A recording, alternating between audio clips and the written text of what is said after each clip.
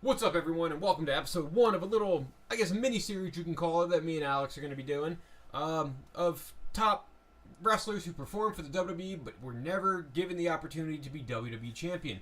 Now, included on this list, we're going to go with, performers that had all the tools, all the charisma, and should have been given the opportunity, but for whatever reason, whether it had been an injury, backstage politics, or, other miscellaneous reasons, they were never given the shot to be the top guy. That's right, and I'm Alex Simon, for those of you who've seen me in a couple other podcasts before. Now, the criteria that we're going to use for people on this list is it's only going to count for WWE championships, the major ones. So that's the WWE title from the 60s to now, the World Heavyweight Championship from 2002 to 2013, and the Universal Championship from the last couple of years. We're also only going to include superstars that are either retired or they can be current superstars, but well past their prime, and they're not expected to win a title anytime soon. So a lot of those wrestlers that are in their prime now are not going to be added on this list. Yep, and for episode 1, we're going to focus on a man who I know is definitely probably top of the list for a lot of you guys, who performed for the WWE for, I want to say, a total of probably close to, 8 years almost? Well, he performed for about 6 years in his prime, and then it was a very different circumstances after that. But in his prime, he's one of the best wrestlers to ever compete in the business. He's a second-generation superstar, and right now we're talking about Mr. Perfect, Curt Hennig. That is correct. Now, we looked at a little research on Curt Hennig because he didn't know his full backstory before that, but he did actually start in WWE in 1982 in lesser gimmicks. You wouldn't hear much about him, and then he went to AWA in 84, and that's when he started to hone his craft to become one of the best technicians you've ever seen. Yep, and for the AWA, I believe Perfect, under Curt Hennig's moniker as his actual name, he was, I believe, the AWA champion at one point. Yes. If I'm wrong, guys, correct me. He was, I believe, and I don't remember who he won it against, but since that time, we're not counting that. So after that, he came into WWE in 1988, and he went on his perfect gimmick. He would shoot gum in the air and spit it out. He would talk like a smooth sailor. He would... Smooth sailor. That's the best I could come up with in a time like this. But see, Mr. Perfect himself, he had the look, he had the charm, he had the wrestling ability. He was probably, at the time when he was in, probably one of the best pure wrestlers in the WWE that wasn't trained by Stu Hart. Exactly. And you had people like Hogan that, okay, we love Hogan or we don't. He wasn't a good wrestler per se. He had 5 moves. Mr. Perfect had a repertoire that I'd never seen at that time. He also had a finisher which didn't even look that impressive, but he made it look impressive. Yeah, he made it look fisherman suplex that lands on your back look impressive. That's something that... Yeah, I mean, and it's like you were saying, the late 80s was still that Hulk Hogan era where Vince McMahon, and I mean to this day, loves his big guys, his big immobile guys. And Perfect was one of those first generation guys where he was the smaller, more agile wrestler that could tell that story in the match that wasn't just a muscle head. He wasn't even that small. He actually was kind of a muscle head, if you think about it. And it gave him the undefeated streak. That's what really surprised me, is that he did have a streak as one of the best wrestlers for about 3 years. He had the perfect streak. Exactly. But they decided that he still can beat the biggest stars, the Warrior, Beefcake. Beefcake. Yeah, pretty much when that streak ended for Perfect, everyone, aside from Brutus the Barber Beefcake, are people that would have beat Mr. Perfect. Champions. Whether that be Hogan, whether that be Warrior. And he did hold the IC championship. 91, he held it. For quite a while. Great match with Bret Hart. Yeah, eventually, I believe, losing it to Bret Hart. Yeah. But that was a fantastic match to go along, too. And after 91, unfortunately, that's when his peak career started to go down. He had injuries... like a shock. Tell me if you heard this before. Wrestlers using steroids and taking drugs. Oh well, yeah. That was the late '80s. That was the '90s, and probably the '70s too. Yeah. So obviously the wear and tear in that got to his body, and he wasn't as good a wrestler, but he's still a great, entertaining personality. Yeah. For years after, at the time, retiring from in-ring performing, he was a commentator. Yeah, from the mid to late '90s, he was one of the commentators on Royal Rumbles and things like that.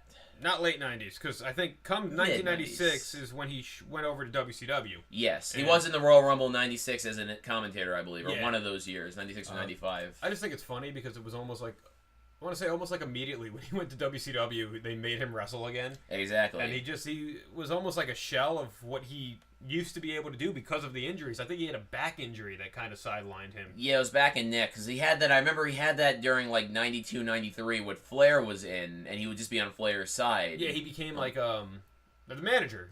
Yeah. And then he became that referee during WrestleMania 10. We didn't talk about that one. That was a bad ending to a match there. See, Perfect during I guess, can we say it's like the latter half of his career when he kind of retired from... Post 91 is just latter half, they kept him on screen because of, the charisma he had. And, I mean, I wouldn't have doubt if when they did the whole new generation thing, like the post-Hogan era, if he was capable to wrestle, he would have fit right in with that perfectly fine, I think. Cause, I mean, guys with like the likes of Michaels and Hart and Owen and like... He might have been champion if he stayed there at that point. It was just he came around top time during Hogan. I mean, and then even when he went to WCW... I know we're not including that. All they really gave him was, I think, the U.S. title. Yes. And then he came back in 2002. So a lot of viewers might remember that. They're more likely to remember the Rumble return. He finished third. He finished third in a Royal Rumble. He looked phenomenal in the Rumble. Finished second in 90 as well. He's had or 91 he finished second. So he's had quite a career in Rumbles that you don't realize. Yeah, like I was saying, Perfect, though. He came out, huge ovation when that music hit. Yeah. Because we hadn't seen Mr. Perfect in a WWE ring for... probably 7 years at that point when he left in 96. 6 or 7, yeah. Something like that, and he held up well. He was the one that I think eliminated Stone Cold. Oh God. Him and Angle, I think, together. Teamed in, and Stone Cold was like, "Let me take a chair and smack everyone in the head with you." He came in and he looked like he would have fit right back in because you could see he kind of developed the character to still be Mr. Perfect. But in 2002, it looks like he did enough with his attitude. Even his skills looked decent if he didn't wrestle every match. Because shortly after that Rumble, unfortunately, he was... Well, shortly after that Rumble, he became a complete jobber. And then the plane ride. And then the plane ride from hell, which ultimately got him released. And then he... Tragically. And then, well, not tragically yet. Oh, we have because more. then he went to TNA. You're right. I forgot about that completely. And wrestled there for...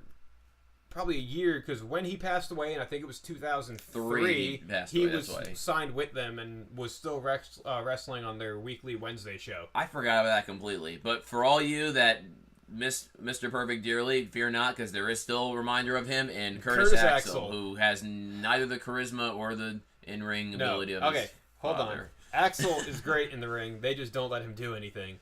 Well, man, maybe he'll make this list one day down the road as well. We'll see how as he goes along his career if he ever gets out of there. Right now, as I told you earlier, because you stopped watching the product, that Axel is a part of the Miz Taraj and is dressing up as a bear as he sees fit with Bo Dallas. Yeah, that seems like WWE Championship material. Yep. But guys, that's where we're going to conclude episode 1.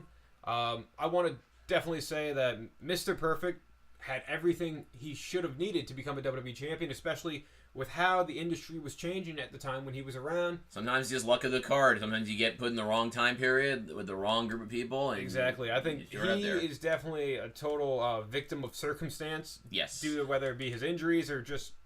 Who else? I mean, 92, 93, you already had the rise of The Undertaker. You had Flair in the company and stuff. And he still always got shuffled to upper mid-card and never really went past that. But we remember him fondly for his great in-ring work as well. For being the perfect in-ring competitor, unless you face Hulk Hogan. Well, I think that's going to wrap it up for our first in this segment, and we have several more coming up. And by several, I mean many more coming up. Yep. This series is probably going to continue until we run out of wrestlers. And if you have ideas, too, more than welcome to subscribe on here or put on the comments under YouTube any wrestlers you think should be added to our list that we don't cover coming up soon. Exactly, and we'll definitely look into their career, see if they're worthy of doing it. They're not going to make it because they're retired now. That's one of the rules we put on this. Or almost retired to go with there. If you think they're good enough to make this list, we'll look into them. If we think they were good enough to make this list, we'll do a whole video on them for you guys. Mm-hmm. I think we got this covered now. I think we've got this all set here. That's episode 1, guys. Thanks for watching. Like the video, subscribe to the channel. Leave your comments below. Whether you hate this, whether you like it, let us know. It's like a flat line. I have no idea. But until next time, thank you for watching.